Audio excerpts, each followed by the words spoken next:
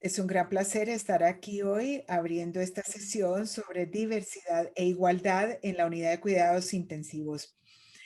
Mi nombre es Pascal Grover, yo soy de Londres y creo que es un tema de gran importancia y muy debatido y discutido durante los últimos años. Tenemos excelentes conferencistas del mundo entero, del Reino Unido, Suiza, India, así que es un gran placer para mí presentarles a cada uno de ellos y me siento muy contenta de poder presentar estas conferencias. Quisiera presentar a nuestro primer orador, Victoria Mitashaf. Ella trabaja en King's College Hospital de Londres y es uno de los directivos de la Fuerza de Trabajo de Diversidad. Muchísimas gracias y buenos días para los que estamos en el Reino Unido. Es un gran privilegio el que me hayan pedido participar en esta conferencia.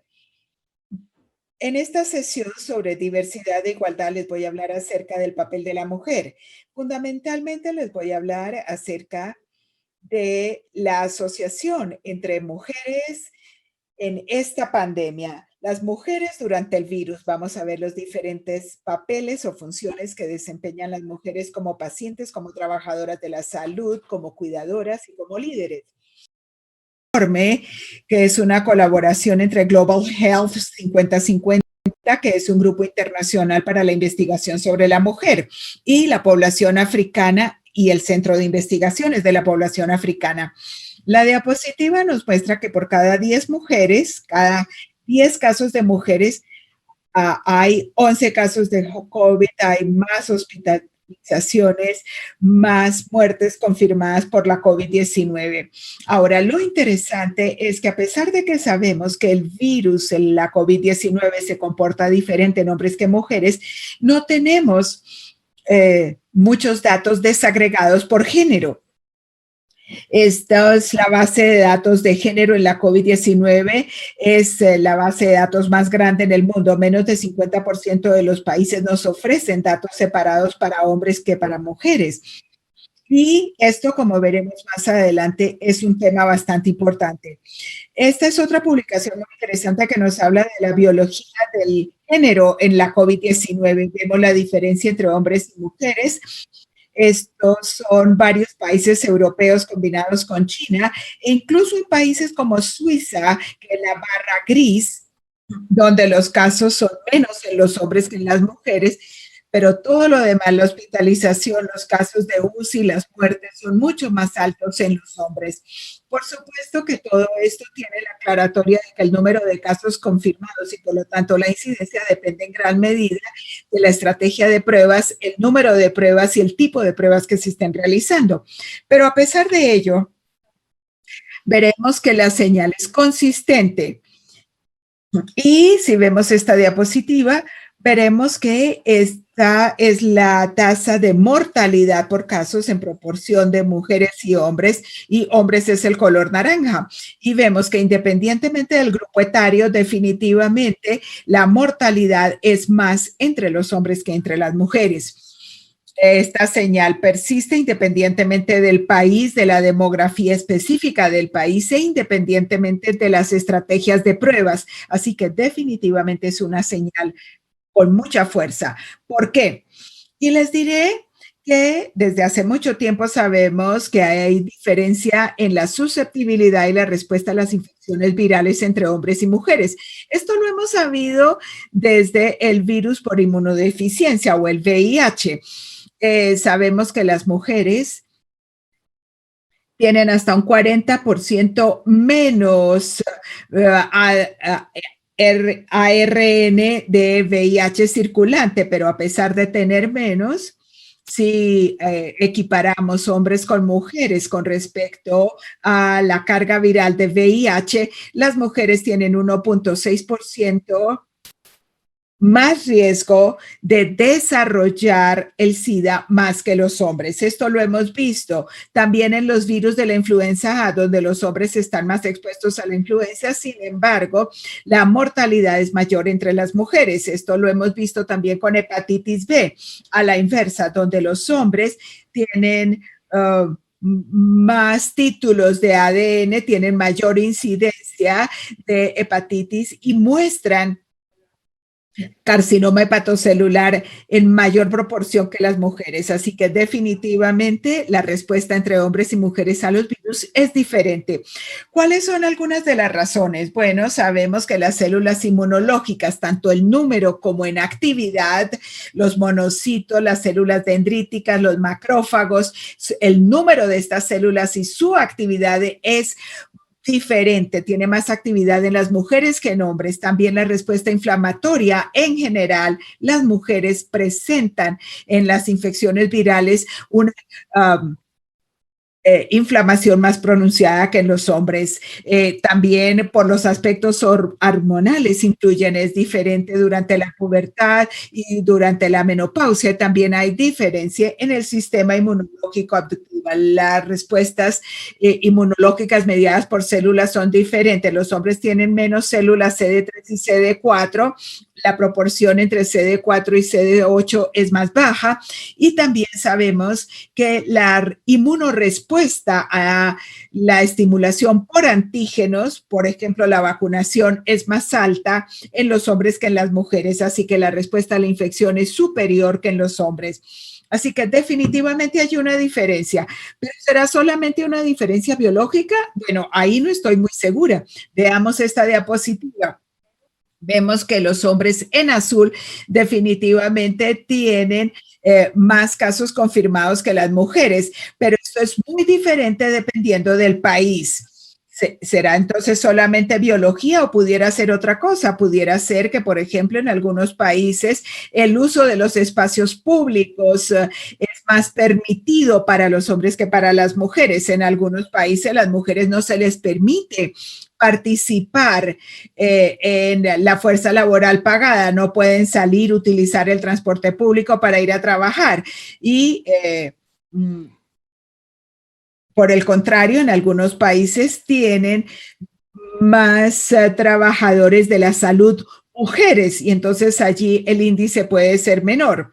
Y no olvidemos que siempre hay además un factor de riesgo relacionado con el género por las normas de la sociedad. Los hombres fuman más, beben más, tienen más hipertensión, tienen más EPOC y son más susceptibles que las mujeres. Así que definitivamente sí, está la parte biológica, pero si nos limitamos a las diferencias biológicas, ignoramos el gran impacto que tienen las estructuras de la sociedad, las normas de la sociedad y la organización de la sociedad sobre la COVID-19 y de esto hablaremos también un poco más tarde. ¿Y qué hay de los trabajadores de la salud? Ya hemos hablado de esto y no es sorprendente que veremos en la columna, en la barra de columnas de la derecha que las enfermeras son muchísimas más en el mundo entero, son más mujeres que hombres. La proporción de mujeres a hombres en enfermería es predominantemente femenina la población y lo que vemos en la parte izquierda de la pantalla es la descomposición por edad. Las enfermeras siguen estando presentes en todos los grupos etarios más que los hombres, pero vean la línea amarilla, estos son médicos. Hay una ligera diferencia, hay más médicos jóvenes mujeres, pero eso se invierte por completo cuando llega a los grupos etarios de edad más avanzada. Y en cuanto al informe de la Organización Mundial de la Salud sobre equidad de género, los hombres les pagan en salud 28% más que las mujeres. Quizás esto sea porque las mujeres están menos inclinadas a trabajar tiempo completo. Pero aunque contabilicemos ocupación y horas de trabajo, las mujeres reciben un 11% menos en términos de salario que los hombres. Entonces sabemos que las enfermeras son personal de primera línea y aquí claramente, como lo vemos en esta gráfica, que los casos entre mujeres, entre los trabajadores de salud son más numerosos. Por supuesto que algo ocurre cuando se trata de pacientes y la proporción se invierte por completo. Las muertes, por ejemplo, predominan entre hombres en estos pacientes. Ahora, ¿qué hay con el tema de la mujer y las cuidadoras. Me voy a referir al cuidado no pagado, tanto cuidado directo como, por ejemplo, amamantar un bebé o cuidar de su compañero enfermo, pero también indirecto, como la limpieza de casa o hacer las compras. Y yo no creo que sea sorprendente para nadie ver que este tipo de trabajo no pagado fundamentalmente lo hacen las mujeres, pero la magnitud nos sorprende: 76% de todo el cuidado no pagado en el mundo entero lo brindan mujeres. Y estamos hablando de 16.000 millones de horas de trabajo no pagado, no remunerado en el mundo entero, con un alto porcentaje de ese trabajo realizado por mujeres. Las mujeres pasan 3.5 más tiempo durante el día haciendo estas tareas que los hombres. O sea, esto corresponde a 200 días al año para mujeres versus aproximadamente 60 días para los hombres. Y entendemos que esto es información muy importante. ¿Por qué? Es muy importante porque cuando un país pasa una política, por ejemplo, en el sistema de soporte o el sistema de salud que tenemos aquí en Europa, esto solamente corresponde a mano de obra remunerada, y la mano de obra no remunerada pasa por debajo del radar. Nunca se compensa y nos interesa porque en momentos de incertidumbre y de enfermedad esto afecta más a las mujeres. Esto lo hemos visto en informes después de la pandemia del ébola, por ejemplo, en África en el 2014 y 2016, donde vimos que debido a que las mujeres eran las que cuidaban de los individuos infectados, tenían un mayor riesgo de contraer el virus ébola. Y esto no ha cambiado para la COVID-19. Y también nos importa porque hay otras medidas como el confinamiento, la cuarentena y el cierre de los colegios afecta más a las mujeres porque los niños se quedan en casa, y sabemos nuevamente que la mayoría de mujeres son las que se quedan en casa, dejan de trabajar para cuidar de los niños. Así que sí es importante. Y esto se relaciona con el siguiente tema, que es las mujeres como líderes, las mujeres como personas que diseñan políticas. Esto es de la Organización Mundial de la Salud.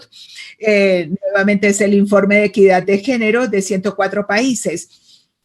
Es ampliamente conocido que las mujeres representan el 70% de la fuerza laboral de atención en salud, pero solamente representan un cuarto de las funciones de liderazgo en atención para la salud. E incluso en la OMS, cuando estudiaron los paneles de asesores de expertos, son los paneles que diseñan las políticas para el mundo. Solo 34% de los miembros de estos paneles son mujeres, y este porcentaje es muy por debajo en la región africana. Así que definitivamente hay menos mujeres en papeles de liderazgo, y esto también es muy importante porque en la Organización Mundial de la Salud, por ejemplo, hay una ceguera o una invisibilidad de las mujeres en las organizaciones de salud y el gobierno de la salud. Sabemos que las mujeres existen, que están allí, que son las cuidadoras más numerosas no pagadas, pero no influyen en el diseño de políticas, así que las políticas no las representan. Este es un informe realizado después de la crisis del ébola, pero es muy transferible también a la COVID-19. Aparentemente hay un sesgo sistémico. Eso no significa que todos los hombres tienen un sesgo contra las mujeres, pero aparentemente hay una ceguera sistémica de todas las estructuras económicas que operan a favor de los hombres como género contra la mujer. Y eso es muy importante, porque si no incluimos a las mujeres en el diseño de políticas, todas las decisiones y las políticas diseñadas sobre vigilancia, detección y sobre prevención no van a ser representativas de las opiniones de las mujeres, y hemos visto el problema con eso. Entonces, hay una forma de resolver esto, no tenemos que ser tan negativos. Esta es una publicación muy completa de las mujeres participando en atención en salud a nivel global y nos dan este algoritmo que dice que la inclusividad de género y la diversidad realmente es importante y ellos proponen que debe haber una mayor representación de las mujeres y de las minorías en las estructuras para la toma de decisiones. Y de esta forma vamos a tener un abordaje más sensible y con mayor compromiso y participación a todos los niveles de la toma de decisiones. Y de esta forma podemos beneficiarnos y podemos tener beneficios directos, como por ejemplo una fuerza laboral de mujeres más empoderada, más educada y mejor capacitada. Estas mujeres también serán más saludables, porque serán una parte importante del desarrollo de estrategias que va a estudiar especialmente la población vulnerable. Y en la pandemia, las mujeres se consideran una población vulnerable. Pero tendrán beneficios adicionales esta inclusividad de género. Habrá mayor conocimiento, habrá esta mayor innovación y tenemos la satisfacción de haber abordado la pandemia con mayor ética y más equitativamente.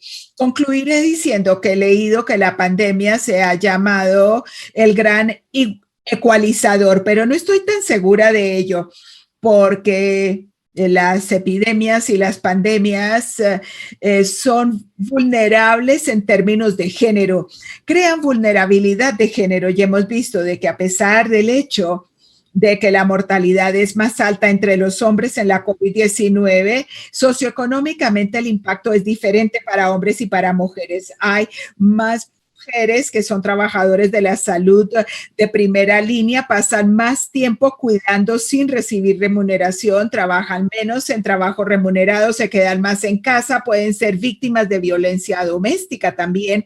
Y por el contrario, hay menos mujeres en los grupos de liderazgo y a nivel organizativo. Esto no puede continuar porque solamente con la igualdad de género y la diversidad en nuestra toma de decisiones es que podremos crear una respuesta que sea adaptada y una recuperación consistente y perdurable en esta horrible pandemia. Muchísimas gracias por su atención.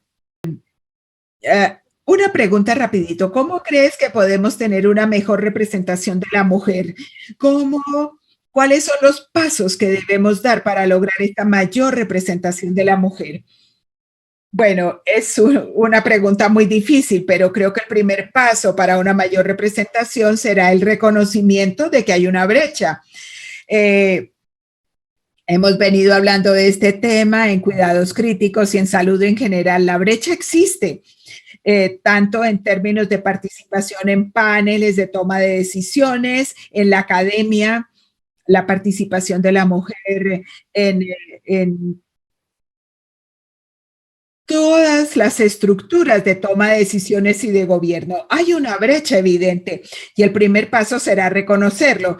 No estoy segura, Pascal, de que en todas partes hayamos reconocido este hecho. Entonces, este sesgo subconsciente puede empezar a abordarse. Por ejemplo, si tenemos más mujeres en un organismo que toma decisiones, las políticas que emanan de ese organismo serán más representativas, van a abordar más estas sutilezas como el cuidado infantil o quedarse en casa cuando algún miembro de la familia está enfermo.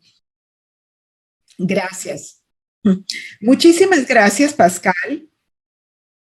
Es un gran placer y un honor dirigirme a ustedes en el Día Mundial del Pulmón Crítico. Estoy muy agradecida con el comité organizador, particularmente al profesor Pablo por haberme invitado. Así que saludos desde el Tata Memorial Hospital en Mumbai. Voy a hablar acerca de la diversidad de la unidad de cuidados intensivos. No tengo conflictos de interés. Yo soy miembro de la Fuerza de Trabajo sobre Diversidad y Igualdad. Sin embargo, esta conferencia no estará sesgada. Voy a presentar, sin embargo, uno de los trabajos realizados por este grupo de trabajo. En los próximos 15 minutos les hablaré de diversidad en la unidad de cuidados intensivos. Vamos a hablar de qué es la diversidad, si realmente es importante, y cuál es la situación de diversidad en la medicina de cuidados intensivos y qué podemos hacer hacia el futuro.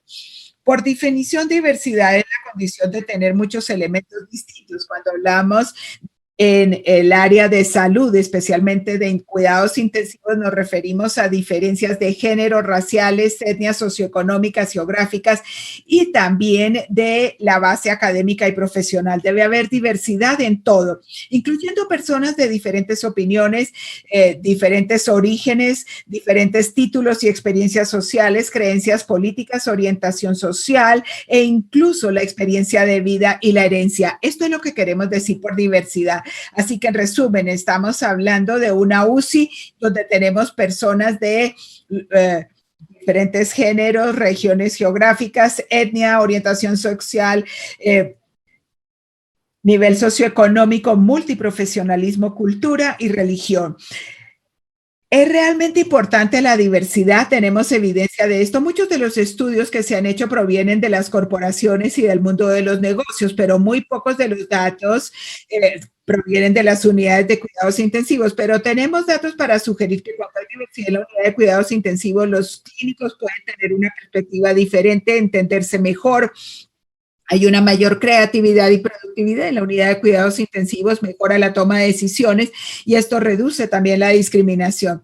En términos de cuidado del paciente, tenemos datos que sugieren que esto mejora la comunicación, la satisfacción del paciente y hay estudios que demuestran que los pacientes donde tradicionalmente están subrepresentados en medicina, trabajan en áreas donde se cuida de las minorías y atienden a pacientes sin seguro. Y en el escenario académico veremos que el trabajo producido por equipos de investigación diversos son de mayor calidad y tienen más ideas que donde hay menor diversidad. Así que hay evidencia que demuestra que la diversidad tiene sus ventajas en cuidados intensivos. Voy a darles algunos ejemplos. Este es un estudio muy interesante que muestra la asociación entre las especialidades raza, etnia y la localización del ejercicio profesional. Este es un estudio realizado en California con más de 48,000 médicos participando.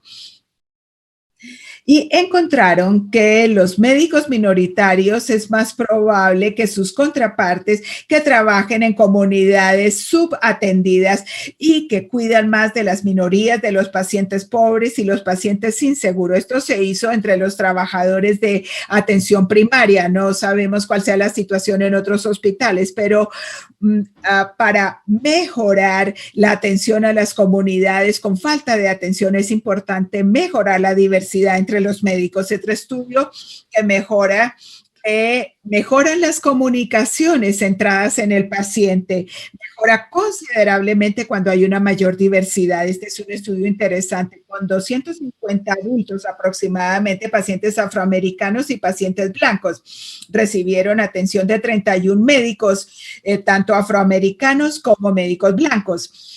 Y encontraron que los pacientes afroamericanos que visitaron a médicos de su misma raza se encontraron más satisfechos con su consulta médica y participaron mejor que cuando eran atendidos por médicos de otra raza. Así que aumentar la diversidad étnica puede ser una estrategia directa para mejorar la experiencia en atención para la salud, especialmente para las minorías étnicas. Hay otros datos de la UCI. Este es un trabajo que estudia la raza y la etnia y satisfacción con la comunicación en los pacientes de cuidados intensivos. Hay una mayor satisfacción cuando hay médicos de diferentes etnias o mayor diversidad de razas. Aquí tenemos la concordancia de raza entre médicos y pacientes. Este es un estudio que muestra que reportaron mayor satisfacción con los médicos en comparación con los que no tenían concordancia de raza. Para tenemos que continuar nuestros esfuerzos para aumentar el número de médicos de otras razas para interactuar con los pacientes, no solo de su propia raza, sino de otras razas. Y tenemos que tener más diversidad en términos de raza en la unidad de cuidados intensivos. Ahora, regresando a las enfermeras, la competencia cultural es muy importante para mejorar la comunicación y la atención. Este fue un estudio realizado en Europa en 15 unidades de cuidados intensivos, estudiando las enfermeras europeas que se entrevistaron. Aquí tenemos la competencia en la cultura en la UCI. En esta encuesta encontramos que las enfermeras están expuestas a la diversidad cultural de diferentes formas. Primero, porque viven en un país multicultural o hablan un segundo idioma o visitan otros países, y esto puede influir su competencia cultural, y por lo tanto los programas que facilitan la práctica clínica multicultural se recomiendan en educación en enfermería. ¿Y qué hay entre los fellows? Este es un estudio un poco más antiguo sobre la diversidad en la fuerza de trabajo de los fellows de cuidado crítico, que será la fuerza de trabajo futura, y las tendencias del 2004 al 2014. Este es un estudio realizado en Estados Unidos, y publicaron datos para crear modelos de regresión logística comparando las tendencias anuales en la representación de mujeres y diferentes grupos étnicos, y la demografía de la fuerza de trabajo de cuidado crítico muestra una subrepresentación de las mujeres y también de las minorías raciales y étnicas. Por eso es muy importante hacer investigaciones en el futuro para investigar por qué hay esta subrepresentación persistente de las minorías raciales y étnicas en la unidad de cuidados intensivos. ¿Y qué hay de las mujeres en la unidad de cuidados intensivos? Este es un estudio realizado por el doctor Baka Vankiewicz y su grupo. Esto no es representativo de todas las regiones del mundo, pero sí nos da una idea muy clara del escenario a nivel mundial. Este es el porcentaje de mujeres, fellows, examinadoras y miembros de la junta directiva del College de Medicina Intensiva de Australia y Nueva Zelanda del 2006 al 2017, un periodo de casi 10 años, y como podemos ver, no hubo un aumento significativo en el número de mujeres que se estaban preparando. Si vemos examinadores y miembros de la junta directiva, sí hubo un aumento más entre las mujeres, pero todavía seguían siendo minoritarias. Y si vemos el porcentaje de mujeres en diferentes juntas de asesoría de las sociedades de cuidados intensivos, esta es la representación porcentual que fue mucho más baja entre las mujeres, especialmente entre las sociedades europeas y de la Federación Mundial. Y estudiaron también los presidentes de diferentes sociedades internacionales, y encontraron que algunas sociedades no habían tenido ningún presidente mujer, de acuerdo con esta información. Es decir, la representación de las mujeres en posiciones de liderazgo fue mucho menor. Esta es la perspectiva de cuidado crítico publicada en el Blue Journal en el 2017, y ellos esquematizan 5 propuestas con respecto a cómo mejorar esta representación de mujeres en cuidado crítico, y proponen que las sociedades de cuidado crítico deben establecer políticas de diversidad para que participen mujeres en los diferentes grupos de trabajo, y debe reflejar la geografía, la etnia, la economía y la disciplina, esta diversidad. Y también los principios y los métodos de la composición del panel para los documentos profesionales deben estar presentes, y también debemos tener métricas disponibles sobre la representación femenina en los diferentes paneles, en las guías, en los documentos de consenso. Y debe incorporarse una política de paridad de género. Debe haber reglamentos específicos que reflejen la proporción mínima de mujeres en esa especialidad. Y lo más importante, la capacitación en la diversidad es muy importante. Y identificar los sesgos inconscientes en la academia, en cuidado crítico y en posiciones de liderazgo. Estas son 5 propuestas muy interesantes hechas por esta sociedad. Este es otro protocolo que acaba de ser publicado en BMJ Open, Es una propuesta para mejorar la igualdad de género en medicina crítica y cómo establecer prioridades y estrategias. Va en 3 fases. Este es un protocolo que acaba de ser publicado. Primero que todo, hay que hacer una revisión completa y la segunda fase, hacer un consenso desde el modificado para identificar las diferentes estrategias para mejorar la equidad de género en la especialidad de medicina crítica. Y en la tercera fase, realizar una reunión de un día para todos los actores para promover la capacidad para el desarrollo e implementación de estas estrategias principales. Estas son algunas de las propuestas para avanzar aumentando la representación de la mujer. Este es el cuidado multicultural en la UCI entre enfermeras. Este es un proyecto internacional llamado MAIS, cuidado multicultural en las unidades de cuidado intensivo en Europa para mejorar la diversidad cultural entre las enfermeras de las UCIs en Europa. Este es el grupo de trabajo para la diversidad y la igualdad. Yo soy miembro de este comité y este comité anunció en el 2018 un grupo de trabajo para la diversidad y también anunciaron que iban a publicar una política, un código de conducta relacionado a género, identidad de género, edad, orientación sexual, raza, cultura, condición socioeconómica y multiprofesionalismo, que se publicó después en este trabajo publicado en Intensive Care, en la revista de cuidados intensivos en septiembre del 2018. Este diagrama nos muestra la representación de las diferentes regiones en todos los continentes y la proporción de población mujeres a hombres. El azul oscuro es mujeres y aquí están los porcentajes. Y también la distribución etaria. Las mujeres más jóvenes, hay un mayor porcentaje, pero a medida que avanzamos en edad, cuando pueden estar en posiciones de responsabilidad por los compromisos familiares y con los hijos, hay una menor representación de las mujeres. Y en el mundo entero, hemos visto que ha habido aumento en la representación de mujeres en los diferentes comités, así que tenemos una mejora considerable. La Sociedad Europea de Medicina de Cuidados Intensivos y el Grupo de Diversidad ha creado 3 grupos de trabajo, uno para sexo, género, identidad y orientación sexual, otro para etnia, cultura y estado socioeconómico, y el tercero, multiprofesionalismo. Creo que este es un paso muy importante que ha dado esta sociedad. Es la primera sociedad que públicamente ha hablado de cuál es su plan para garantizar la diversidad en la sociedad.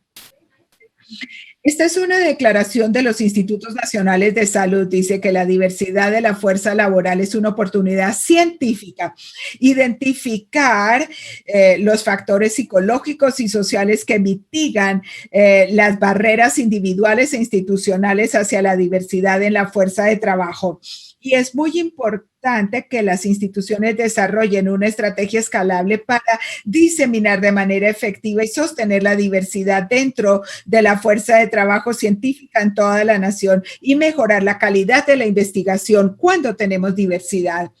Voy a terminar diciendo que la diversidad en la unidad de cuidados intensivos es muy importante, nos da una perspectiva diferente, un mejor entendimiento, puede ser mayor creatividad, también productividad y mejorar la toma de decisiones entre los clínicos. Y todo esto se traduce en un mejor cuidado a nuestros pacientes. Es muy importante que los administradores, las sociedades de cuidado crítico e incluso los individuos trabajen juntos hacia promover y facilitar la diversidad en la unidad de cuidados intensivos y especialmente para las mujeres, capacitación y políticas para minimizar la discriminación, el acoso sexual y conductas de este tipo.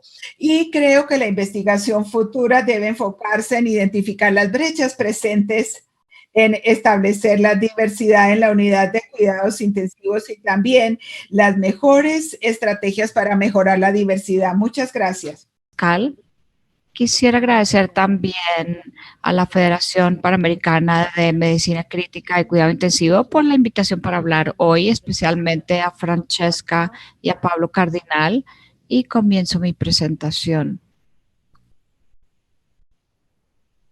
Entonces, el concepto ver a los hombres como un defecto, desafortunadamente lo tenemos en la historia de la humanidad. Normalmente estas caricaturas son de los cazadores que cazaban estos animales. Curiosamente, un análisis de huellas de manos que aparecían a lo largo de estas pinturas sugieren que de hecho la mayor parte de estos eran realizadas por mujeres.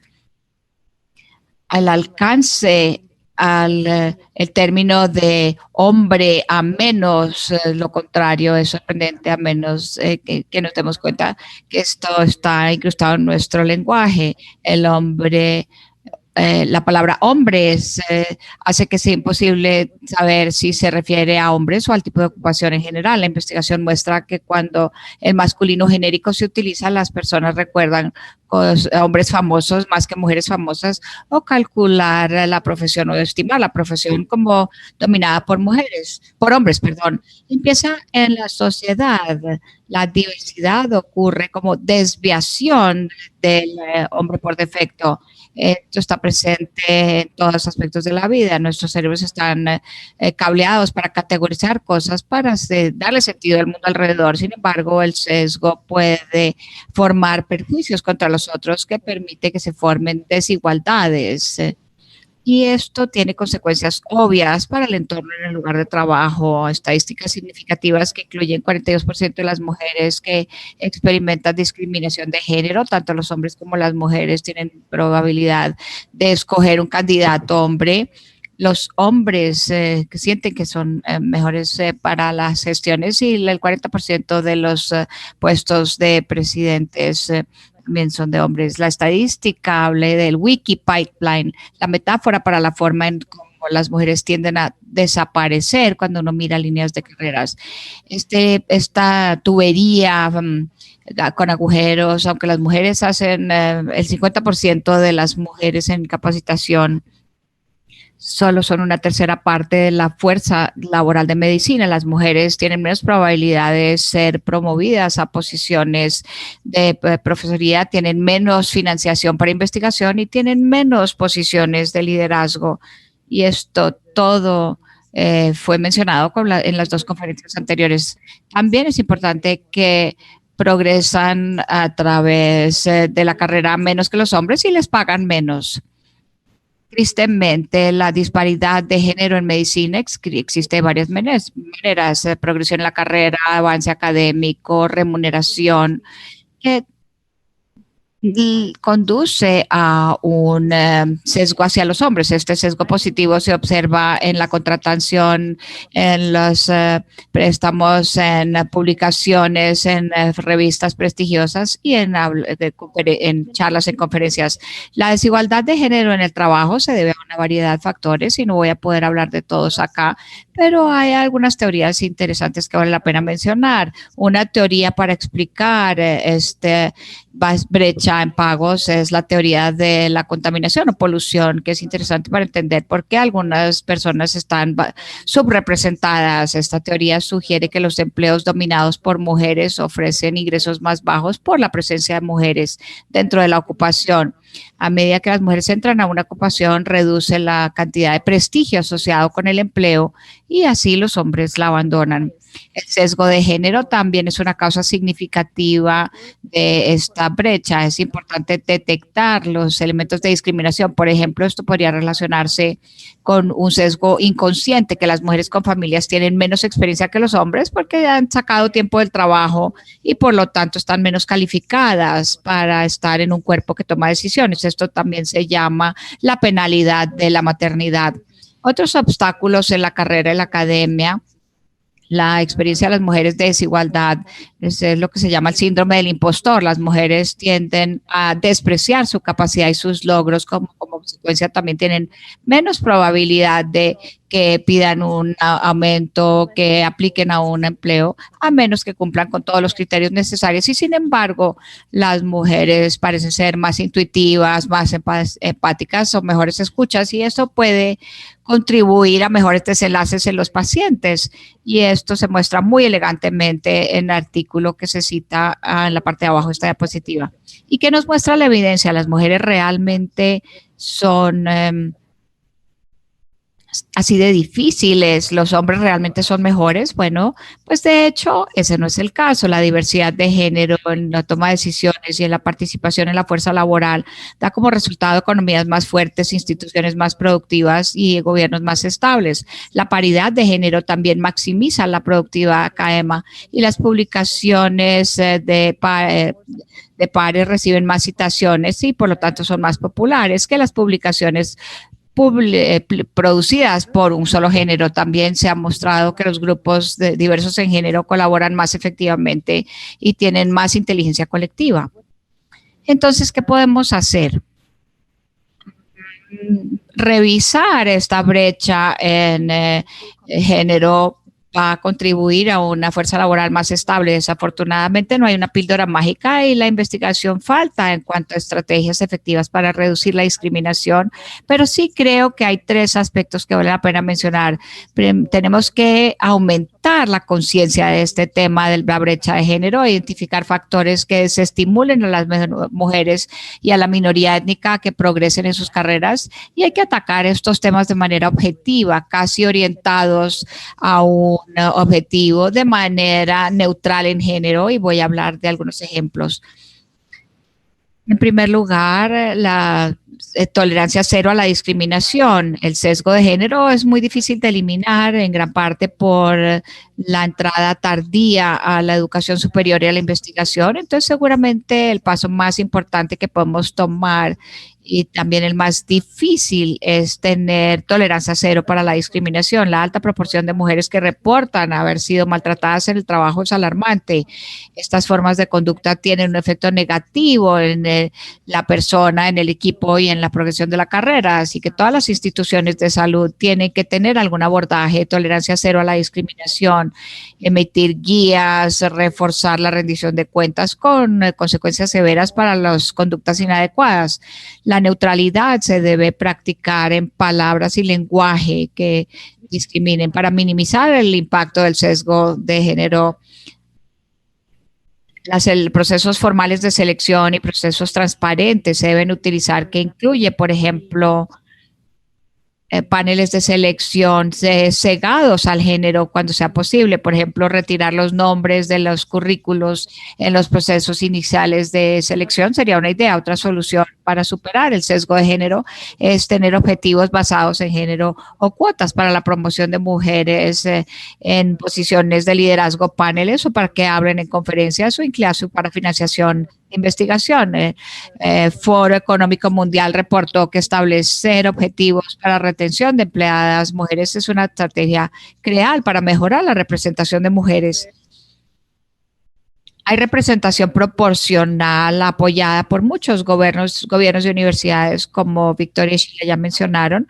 Sin embargo, las cuotas son controvertidas porque algunos dicen que desacreditan las mujeres asignadas a ciertas posiciones, y finalmente las políticas que incentiven a que los hombres participen en trabajo no pagado, a ausencias para trabajo de parental, etcétera. Y generar conciencia es un concepto importante. Publicar datos en representación de mujeres en medicina va a aumentar la visibilidad de este desbalance de género. El liderazgo está embebido y lograr la equidad va a requerir que fortalezcamos la educación y que involucremos a todos los géneros y a todas las generaciones. El compromiso por parte de los hombres, especialmente para aumentar la participación de las mujeres en el liderazgo, es algo fundamental. Sabemos que hay datos limitados que sugieren que la discriminación es peor en grupos no principales, y esto es incluso más significativo cuando las características individuales son interseccionales. Por ejemplo, si uno es discapacitado y es una persona de color, como individuos, estas minorías tienen poder limitado para confrontar los temas de diversidad. Estos en posición de poder que pueden tomar decisiones que desafortunadamente en su mayoría son hombres blancos, tienen que ser capacitados activamente y involucrarse en temas de discriminación. Otro aspecto importante es apoyar medidas de igualdad. los cambios estructurales en el lugar de trabajo son cruciales para la integración de las mujeres y para avanzar en la fuerza laboral. Esto incluye esquemas de ausencias de parentales, flexibilidad a través de horas flexibles de trabajo, citas, tiempo completo, cuidado de los hijos o guarderías en el lugar de trabajo, incluso en las conferencias, programas de mentoría que deben adaptarse para apoyar a las mujeres porque los hombres tienen más probabilidad de recibir consejos y ser recomendados para oportunidades como resultado de relaciones de mentorías y esfuerzos que deberían estimular a las mujeres con talentos a que se inscriban en estos roles importantes y hay que defender cambios estructurales. Esto hay que involucrar a los hombres también en este proceso de cambio. Y este es un resumen interesante de una encuesta en discapacidades en anestesia para poder discutir las desigualdades en instituciones, en una estrategia personal, departamental, institucional y de la sociedad. Y me gusta porque es amplia para atender a personas en diferentes contextos. Algunas de las medidas pueden no ser adecuadas en algunos lugares, pero para resumir, yo los dejaría con un plan de acción para manejar la igualdad de género, como ya se mencionó, y que obviamente se puede adaptar a cada contexto individual. En primer lugar, hay que aumentar nuestra conciencia del tema de la brecha en diferencias de género e identificar los factores que desestimulan a las mujeres y las minorías étnicas para que progresen en sus carreras o su academia y atacar estos temas de manera muy objetiva, orientados a los objetivos en una manera neutral en género y de manera no discriminativa. Gracias. Muchas gracias, Joana. Muy útil y muy importante. Y tengo una pregunta, Joana, para ti. ¿Cómo crees que deberíamos comenzar a medir o cómo podemos medir departamentos que ejerzan igualdad y diversidad versus los que no lo hacen? ¿Cómo podemos medir los beneficios? Bueno, hay muchísimas estrategias que debemos implementar a nivel práctico. El problema principal de esta situación es que realmente la medición es difícil. Hay algunos índices propuestos por la Organización Mundial de la Salud que sopesan diferentes aspectos de cada departamento, que tenemos, que no tenemos, y han creado un índice y pueden estratificar los departamentos y los países con respecto a este índice. Pero en general es importante seguramente comenzar desde abajo, ir lentamente, comenzar con cambios objetivos que podamos ver. Es muy difícil decirle a cada persona haga esto, porque esto podría no funcionar bien para ellos. Podrían vivir en un país en donde las mujeres, por ejemplo, sean tratadas de manera diferente. Por ejemplo, en un país árabe donde las mujeres tienen una categoría diferente de la de los hombres y trabajan en un sistema diferente. Incluso es posible que no trabajen con pacientes hombres. Todos deberían sentarse y verificar qué podemos hacer dentro de nuestro contexto para mejorar esto un poco más. Bueno, muchísimas gracias. Y tengo una pregunta para Sheila también.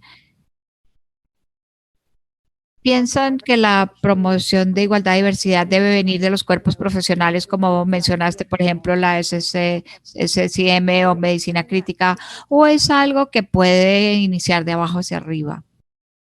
Gracias, pregunta muy importante, Pascal. Yo creo que deberían ser las dos. Yo creo que deberíamos tener un abordaje múltiple. La sociedad juega un papel muy importante porque tenemos intensivistas que van a estas reuniones, tenemos todo tipo de niveles de intervencionistas, de intensivistas que vienen de diferentes partes del mundo, así que es una muy buena oportunidad para que la sociedad, especialmente en estas reuniones, que hablen de este tema. Sin embargo, no creo que haya que contar solamente con las sociedades. Esto tiene que ser algo que cada institución, cada unidad de cuidado intensivo y cada individuo tiene que trabajar conjuntamente. Esto tiene que ser algo que tenemos que reconocer. Hay que reconocer que hay un problema y hay que tratar de identificar cuál es la brecha y también mirar nuestros propios sesgos y tratar de ver, como la última conferencista dijo, no es un abordaje que encaje en todo, tiene que individualizarse con base en la región del país en la región del mundo en que uno esté,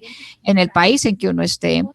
Y por supuesto, hay que saber cuál es la proporción del problema en la región y tratar de identificar estrategias con base en la situación de esa unidad de cuidado intensivo. Es un poco de todo, pero la concientización es extremadamente importante y la educación en este sentido es muy importante. Y tener este tipo de sesiones en reuniones también es muy importante para poder mejorar o aumentar esta concientización. Muchas gracias. Bueno, nos quedamos ya sin tiempo, pero me encantaría agradecerle a todos los conferencistas que contribuyeron hoy. Muchísimas gracias por una serie de charlas maravillosas y una nota de que ahí tenemos el Congreso iWin en junio del año entrante en Catania, en Italia.